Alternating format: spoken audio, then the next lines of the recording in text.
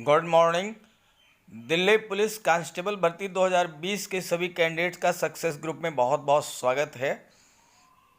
आपने form fill up कर दिया होगा और अब आप एग्ज़ाम की तैयारी में लगे होंगे। आज के इस वीडियो में हम आपको कुछ ऐसी बातें बताएंगे, syllabus, exam pattern, qualifying marks और कुछ बड़े बदलाव जो कि शायद आपने उस पर ध्यान नहीं दिया होगा, लेकिन वो आपके लिए बहुत ही उपयोगी और आपके लिए बहुत ही महत्वपूर्ण है।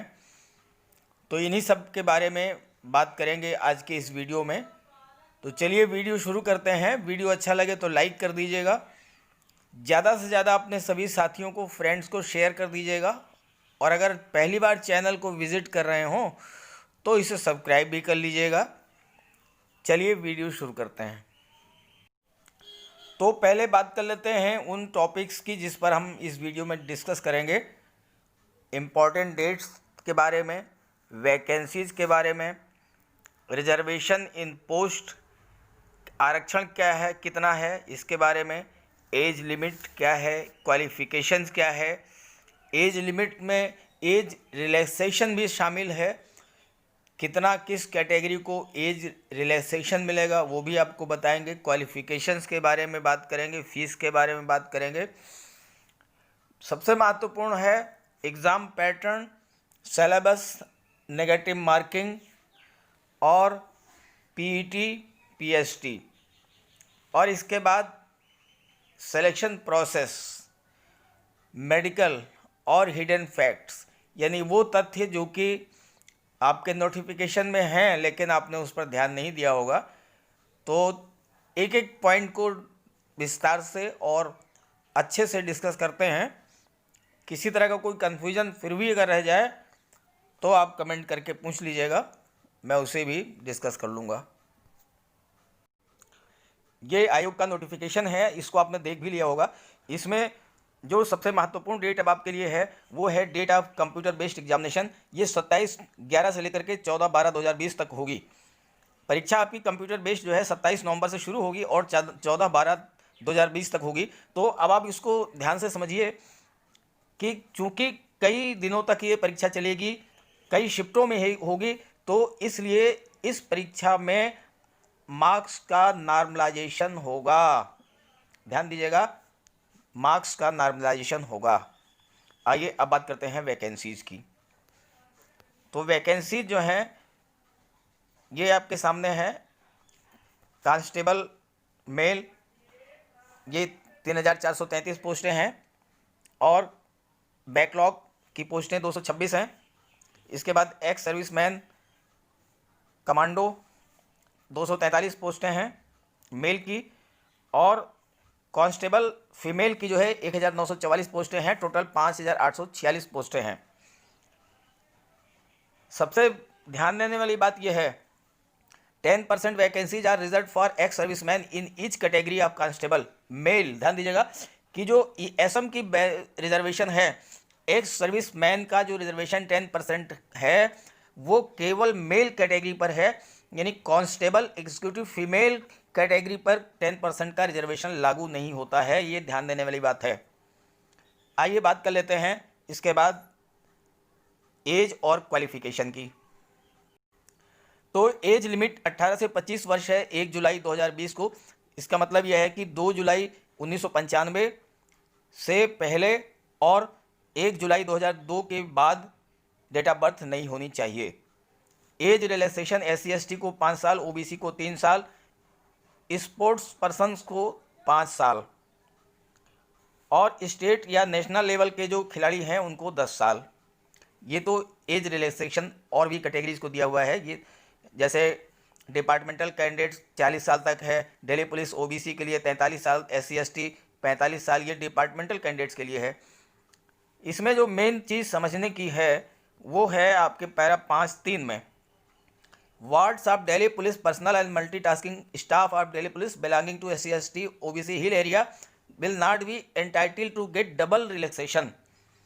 यानी जो दिल्ली पुलिस के कर्मचारी हैं या मल्टीटास्किंग स्टाफ दिल्ली पुलिस का है, उसके जो बच्चे हैं उन्हें दो रिलैक्सेशन नहीं मिलेगा, दो तरह की छूट नहीं मिलेगी, दोहरी छूट नहीं मिलेगी उन्हें। या तो SC ST OBC health area की छूट मिलेगी या फिर जो है एज ए स्टाफ एक ही छूट मिलेगी, दो छूट नहीं मिलेगी। और दूसरी बात यह है, ये छूट उन्हीं कैंडिडेट्स को मिलेगी जो कि दिल्ली पुलिस में सर्विस कर रहे हैं और उनको किसी प्रकार का पनिशमेंट नहीं मिला है। अब क्वालिफिकेशन की बात कर लेते हैं, इसमें भी एक बहुत महत्वपूर्ण बात छिपी हुई है। क्वालिफिकेशन में ध्यान दीजिएगा, दो चीज़ें बहुत आपको ध्यान से समझनी है, शायद आपने इस पर गौर नहीं किया होगा। पहला तो यह है कि 10+2 यानी इंटरमीडिएट आपको पास होना चाहिए। दूसरी कंडीशन ये है कि जो दिल्ली पुलिस में सेवारत कर्मचारी हैं, रिटायर हो चुके हैं या मृत्यु हो चुकी है, उनके बच्चों के लिए 11वीं पास अगर हैं, अगर उन्होंने 11वीं पास कर लिया है तो भी उनको जो है छूट मिल जाएगी, वो अपीयर हो सकते हैं इस एग्ज़ाम में। पहली बात। दूसरी बात जो महत्वपूर्ण है वो ये है कि जो मेल कैंडिडेट्स हैं उनके पास ड्राइविंग लाइसेंस होना चाहिए, लाइट मोटर व्हीकल का लाइसेंस होना चाहिए, ड्राइविंग लाइसेंस। जब वो फिजिकल और मेजरमेंट टेस्ट के लिए अपीयर होंगे तो उनके पास परमानेंट लाइसेंस होना चाहिए, लर्निंग लाइसेंस जो है वो इसमें एक्सेप्टेबल नहीं है। अब आइए बात कर लेते हैं फ़ीस के बारे में। तो फीस के बारे में जो है आप जानते हैं कि फ़ीस जो है आपने जमा भी कर दिया होगा, इसमें कोई ख़ास बात नहीं है, 100 रुपये फ़ीस है। और महिलाओं के लिए SC ST और एक्स सर्विस मैन के लिए उनको कोई फ़ीस नहीं देनी है, छूट देनी है, छूट मिलेगी। इसमें अब आपको एक चीज़ महत्वपूर्ण आपको बताऊंगा और वो ये है कि अगर NCC किया हुआ है तो मार्क्स में छूट मिलेगी, यानी जितने अंक आपको मिले हैं उसमें अगर आपने NCC C सर्टिफिकेट है तो 5%, B सर्टिफिकेट है तो 3%, A सर्टिफिकेट है तो 2%। आउट ऑफ मैक्सिमम मार्क्स इसके 100 हैं। तो इसका मतलब यह है कि अगर आपके पास C सर्टिफिकेट है तो आपके जो भी आपने कंप्यूटर बेस्ड एग्ज़ाम में मार्क्स आपके आए हैं उसमें 5 नंबर प्लस कर लीजिए, B सर्टिफिकेट है तो 3 नंबर प्लस कर लीजिए, A सर्टिफिकेट है तो 2 नंबर प्लस कर लीजिए। ये बहुत ही ध्यान देने वाली बात है, बहुत ही महत्वपूर्ण बात है, इस पर आपने शायद गौर नहीं किया होगा तो इसको आप ध्यान से समझ लीजिए। C सर्टिफिकेट पर 5 नंबर, B पर 3 नंबर और A सर्टिफिकेट पर आपको 2 नंबर प्लस किए जाएंगे आपने जितने मार्क्स अटेंड किए हैं। अब आइए एग्ज़ाम पैटर्न की बात करते हैं। ध्यान दीजिएगा कि इस बार एग्ज़ाम पैटर्न में बहुत बड़ा बदलाव किया गया है।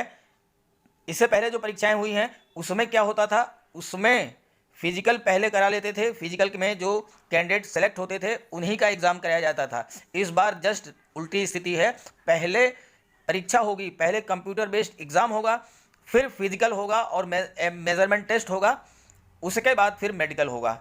ये 4 प्रोसेस हैं। तो जो कंप्यूटर बेस्ड एग्ज़ाम आपका होगा उसमें आपके जो मार्क्स हैं उनको नॉर्मलाइज किया जाएगा। नॉर्मलाइजेशन के बाद अगर आप क्वालिफाई करते हैं फिजिकल के लिए आपको कॉल किया जाएगा। अगर आप कंप्यूटर बेस्ड एग्ज़ाम को ही नहीं क्वालिफाई करेंगे तो फिर आपका मेडिकल और मेजरमेंट टेस्ट नहीं होगा। अब सिलेबस समझ लीजिए। आप जो है सिलेबस में भी इस बार बहुत ही महत्वपूर्ण परिवर्तन किया गया है, ये भी ध्यान देने वाली बात है। इस बार कंप्यूटर फंडामेंटल्स का एक नया पार्ट जोड़ा गया है, पार्ट डी। पहले पार्ट ए में GS है 50 नंबर 50 क्वेश्चन, रीजनिंग के 25 क्वेश्चन 25 अंक, मैथ्स के 15 क्वेश्चन 15 अंक और कंप्यूटर फंडामेंटल्स के 10 प्रश्न और 10 अंक। 100 क्वेश्चन 100 मार्क्स, 90 मिनट में आपको पेपर सॉल्व करना होगा।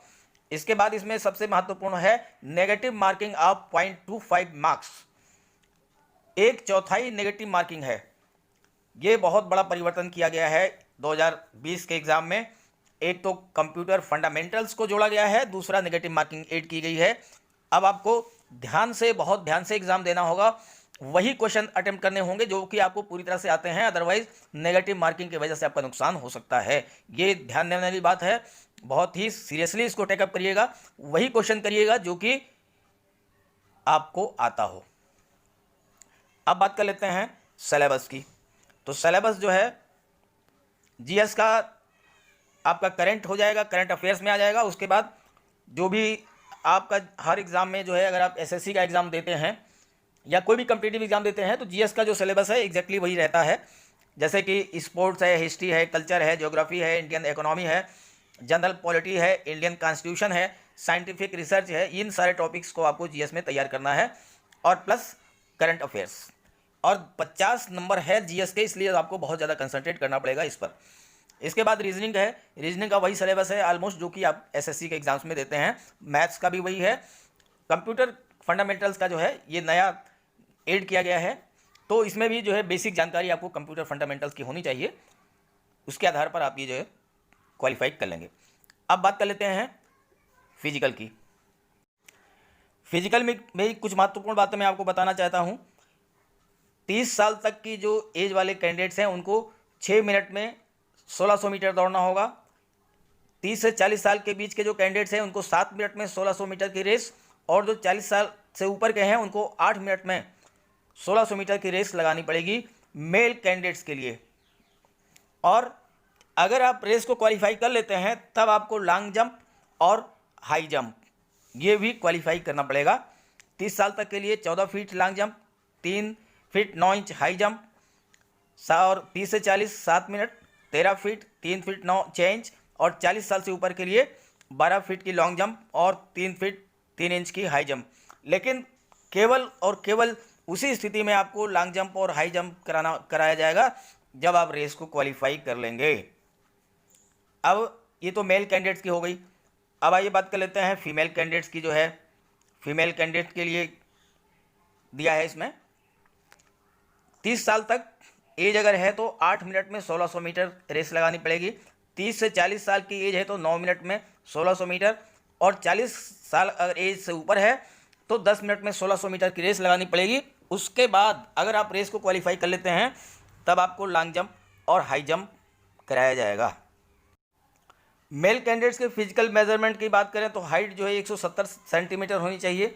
रिलैक्सेशन इसमें है हिल्स एरिया 5 सेंटीमीटर की 5 सेंटीमीटर एसटी कैंडिडेट्स के, और 5 सेंटीमीटर की छूट मिलेगी जो कि दिल्ली पुलिस में कार्य कर रहे हैं, रिटायर्ड हैं या उनकी मृत्यु हो चुकी है।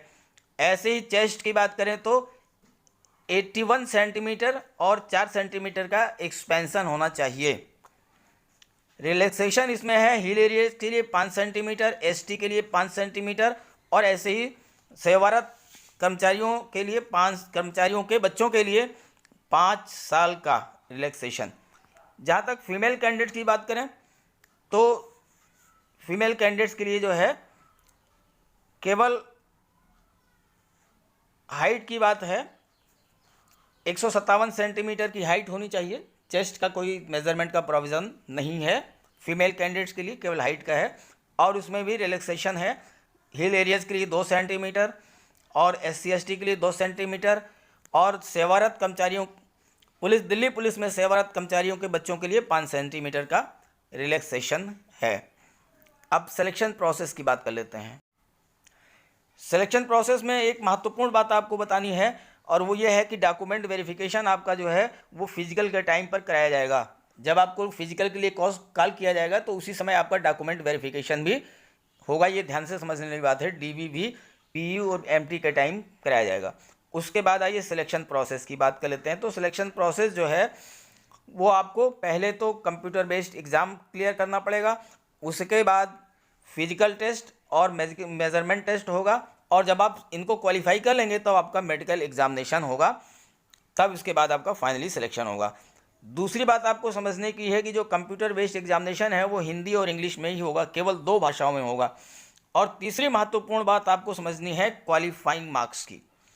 मिनिमम क्वालिफाइंग मार्क्स आपको अनरिजर्व कैटेगरी के लिए 35 marks, SC ST OBC EWS के लिए 30 मार्क्स, और एक्स सर्विसमैन के लिए 25 मार्क्स। ये आपका जब कंप्यूटर बेस्ड एग्जामिनेशन होगा उसमें आपको मिनिमम इतने मार्क्स लाने हैं, तभी आपको क्वालिफाई कराया जाएगा। इससे कम नंबर अगर आपके हैं तो आपको क्वालिफाई ही नहीं कराया जाएगा। तो ये थी महत्वपूर्ण बातें रहा सवाल मेडिकल का, तो मेडिकल के बारे में बहुत लंबा और बहुत विस्तार से चर्चा करना पड़ेगी, तो उसके लिए मैं एक अलग से वीडियो अपलोड कर दूंगा अगर आप चाहेंगे तो। मेडिकल तो फिलहाल बाद में होगा, पहले कंप्यूटर बेस्ड एग्ज़ाम की बात की जाए, उसको क्लियर कीजिए पहले। तो ये थी महत्वपूर्ण बातें जो मैंने आपको बताई हैं। वीडियो अच्छा लगे तो लाइक कर दीजिएगा और इसको ज़्यादा से ज़्यादा अपने सभी साथियों को शेयर कर दीजिएगा। Okay, thank you.